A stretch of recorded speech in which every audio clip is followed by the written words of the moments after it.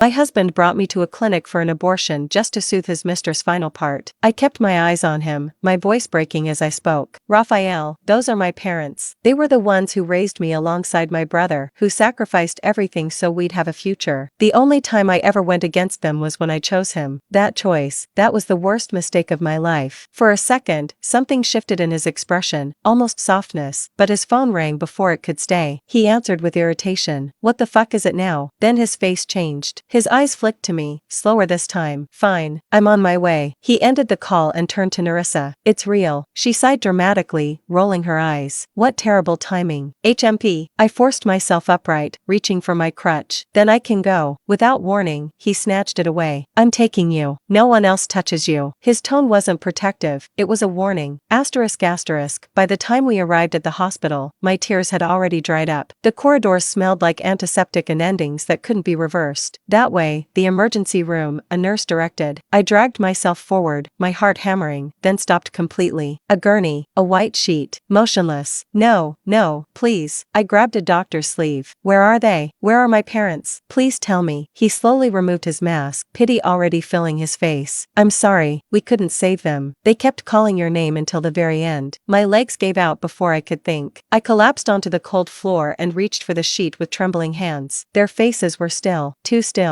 pale like everything had already left them. Mom, Dad, my fingers brushed their cold skin. I'm sorry, I'm too late. I'm sorry. What were their last words? I forced out. The doctor hesitated. They drifted in and out of consciousness. They kept repeating your name, Amara, and telling you to leave your husband. Don't you dare say that bullshit from dying people. Raphael snapped instantly. Show some respect. The doctor flinched, but I barely heard him anymore. Everything inside me was already sinking into something deeper than grief. Asterisk asterisk. When we returned to the villa, I walked through it like something empty, still learning how to move. My parents were gone. Nothing Narissa did after that could cut deeper. I was already ruined in a way that couldn't be repeated. For the funeral, Raphael allowed me to attend, but only with 4 guards shadowing me like I was dangerous. Rain soaked through my clothes as I knelt before their graves. My brother Marcus wasn't there. Only silence, rain, and men watching me like a prisoner. Time's up, one of them said flatly. I pressed my hand against the stone. Mom, Dad, I'll leave, I promise. Back at the villa, my silence seemed to irritate him more than anything else. Raphael began flaunting Narissa openly, making me serve them wine, polish their shoes, scrub floors on my knees. Narissa smiled every time like she was playing with a toy. She pressed her heel down on my fingers. Look at you. Once a ballerina, now crawling like a stray. I didn't react. Pain had stopped meaning anything. Only something heavy and dull remained inside me. That night, a scream shattered the silence like a staged alarm.